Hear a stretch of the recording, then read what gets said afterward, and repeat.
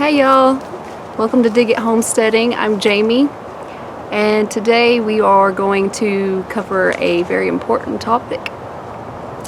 Knowledge is power, and it is very important that you build your own library of reliable information. And one reason that is very important nowadays is because AI is starting to compile and put out books, and even on Amazon. So if you go shopping for a book on how to start a garden or how to take care of pigs or anything along the homesteading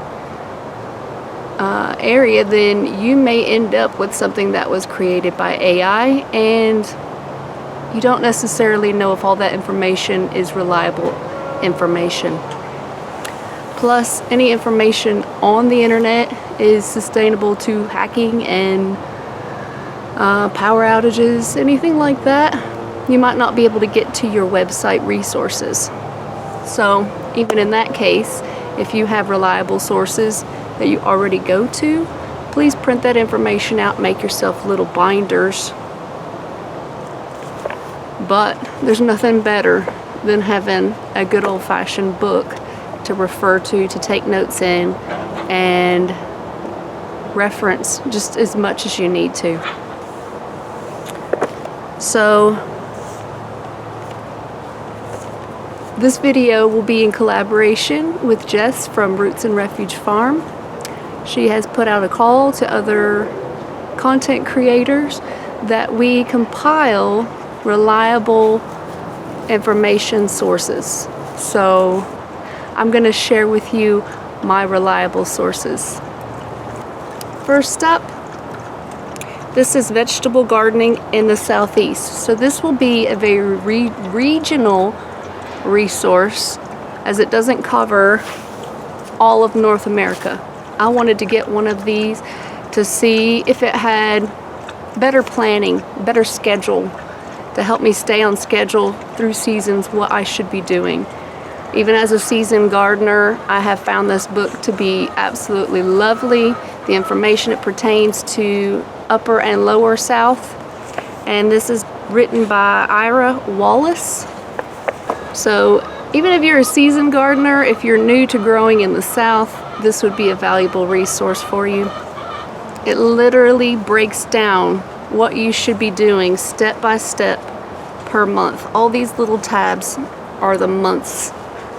And it's basically a to-do list for each month, which, especially if you're new, you might not know what you need to be doing in January to prepare for your summer garden.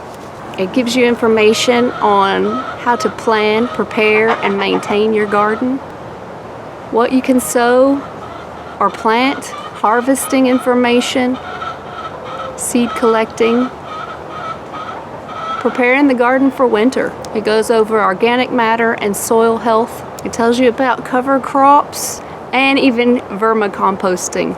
There's even different sections on how to grow. Plus there's even a lower and upper South chart for planting and harvesting, which I find very informative. There's even a section, edibles from A to Z, that goes over in detail all the information you're going to want to know about the things that you're interested in planting. There's also seed and community resources listed in the back of this book. So as you see, I'm in October. Can you see what it says? Slowing down. So if you are a seasoned gardener, when you flip to October, it's kind of a breath of fresh air of, yeah, we're going to slow down. So yeah, it really goes along. And I'm in Southeast Texas, and everything that I have read in this book has been really good information, and I would highly recommend it to especially new gardeners, but even seasoned gardeners, like I said. I'll read you a tad from the back. It says, Ira Wallace answers all these questions and more while covering many eccentricities of gardening in the Southeast. Monthly planning guides show exactly what you can do in the garden from January through December. Learning skills that go on beyond the basics with tutorials and seed saving drip irrigation, canning, and worm bins. Also included are a comprehensive gardening primer and an A to Z guide of edibles and details. So this is a great book. I believe I got it off of Amazon.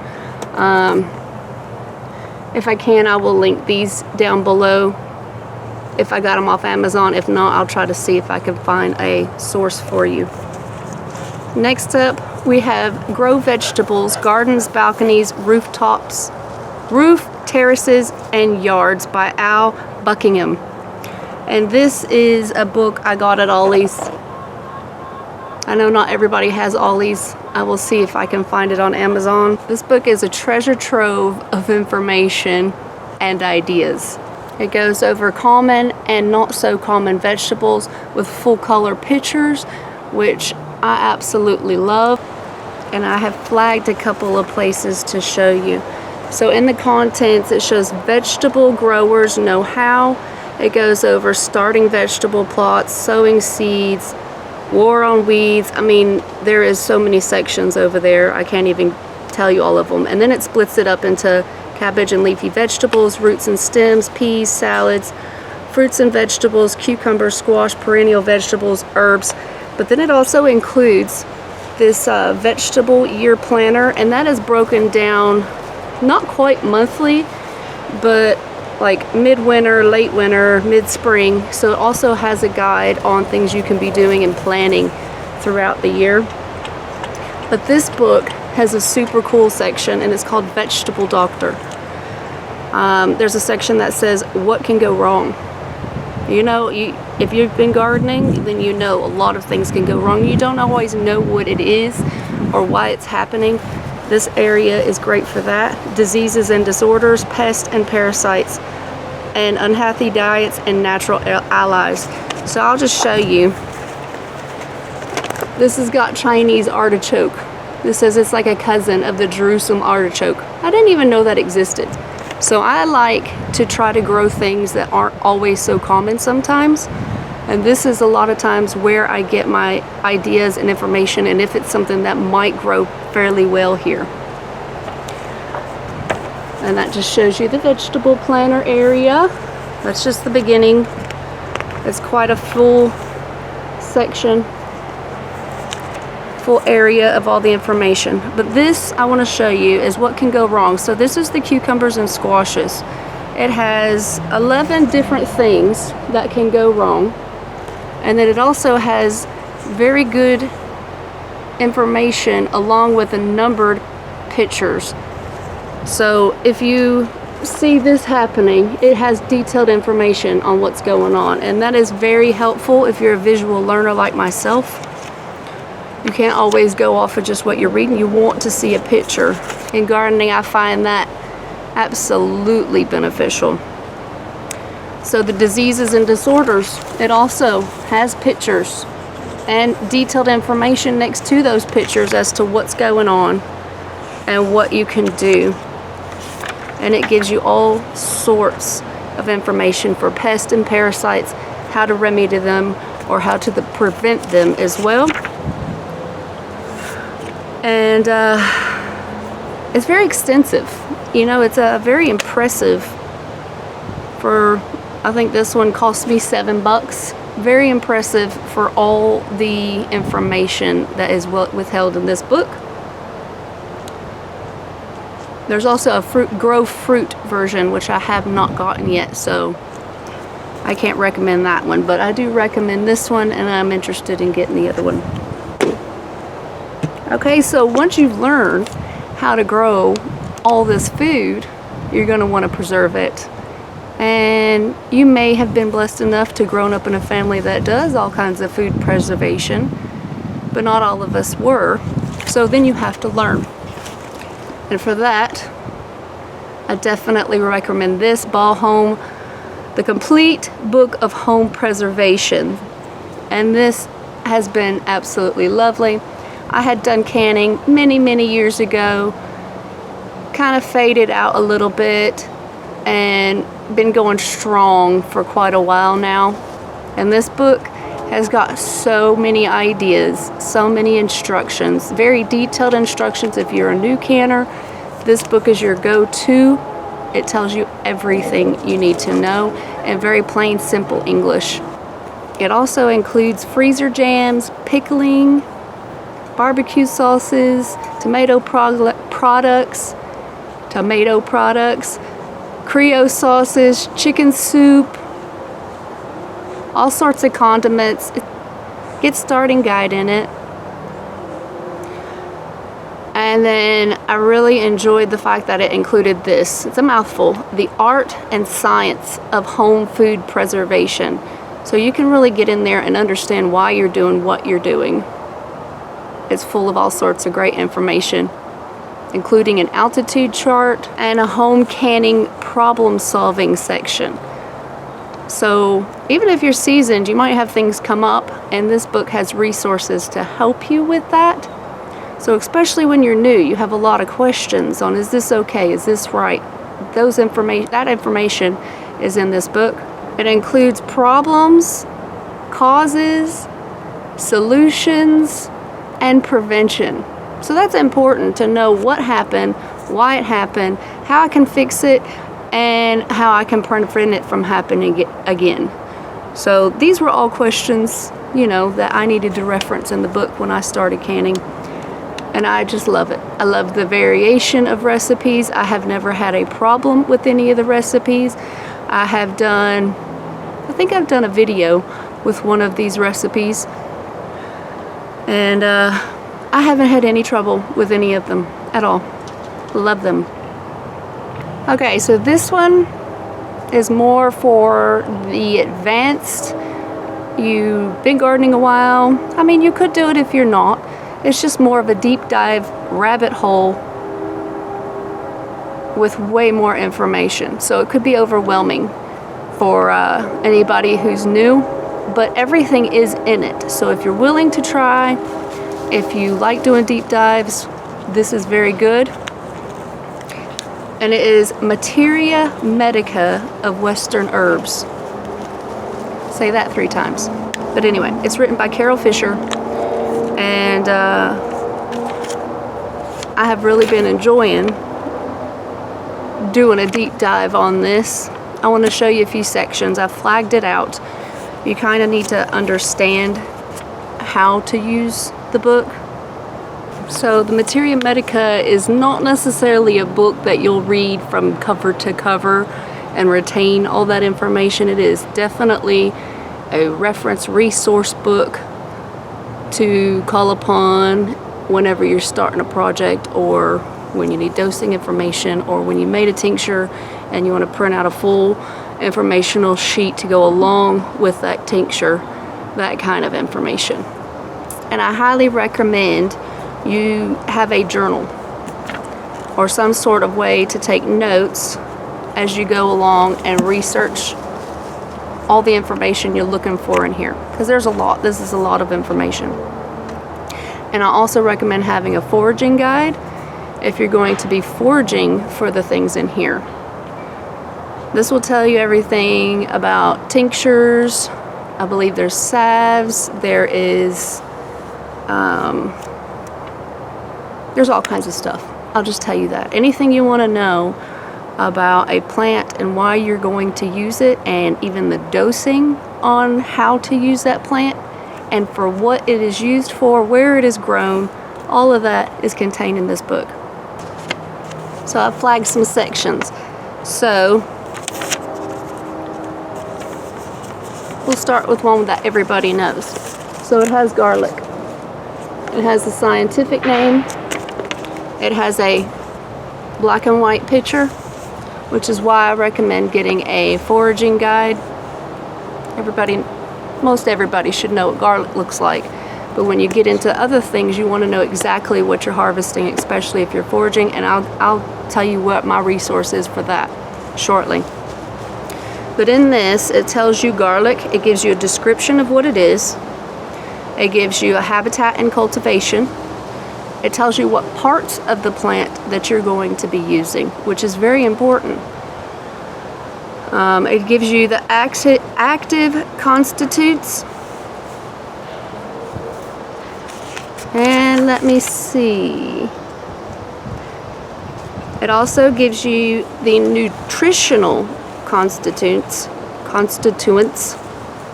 and then the actions. So for garlic, it shows antimicrobial, anthelmintic. Don't quote me on all this, y'all. I'm Southern, and those are some big medical words. Anti-inflammatory, hypolipidemic, spasmodic, I don't know. Expectorant, hypocholesterolemic, antithrombotic, and hypotensive. Yeah, so like I was saying, if you want to do more of a deep dive, this has medical terminology, but the great thing about it is if you don't know what emollient is, there is terms and definitions in the back. So any of those big words that you can't figure out, you can find in the back to help you understand all these medical terminology. Let me go over. So in the therapeutic index, what you do is you look up, so I've got expectorant marked out here, and you can see all of this references to different page numbers that have information for plants that are expectorants. Now they do other things, and sometimes you might have issues with medication interactions. It also tells you that there's interactions, there's contradictions, there is glossary of abbreviations, there is glossary of basic botanical terms. Literally, when you go to try to figure out what kind of plant you want to turn into herbal medicine, this is a wealth of knowledge. And yes, it might be a little bit of a read for some people, but if you're willing to take the time, and if you're serious about doing herbalism, foraging on your own property or in your area, then you do the benefit of free, then you need to know what you're doing. And I highly recommend that you get a book like this that tells you in detail what it's for, what it's not for, and any interactions that could happen with it.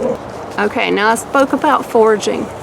I use a website currently, so even I need to up my game and get a hard copy of the foraging book. And the website I use is called foragingtexas.com. I've used it for years. The guy has his email posted up there. I believe he has a PhD as well. And he will answer your questions. He's got a Facebook page, and he even has a guide, a field guide that's out on Amazon. And that's what I want to go purchase, because I've seen the information that he has, and it is mainly specific to Texas, which I'm in Texas, so it benefits me greatly. And it has pictures with color, which again is important. So I want to make sure I'm harvesting, and I think the best way to start doing any medicinals is to do your research and make sure you're getting what you think you're getting. So that's when you rely on your tangible resources and the books that aren't affected by any external sources or created by AI, and you don't know if the information is correct. So anytime you're learning something new, it can be very disheartening to go through, do all this research, try something out, and then it just not be right.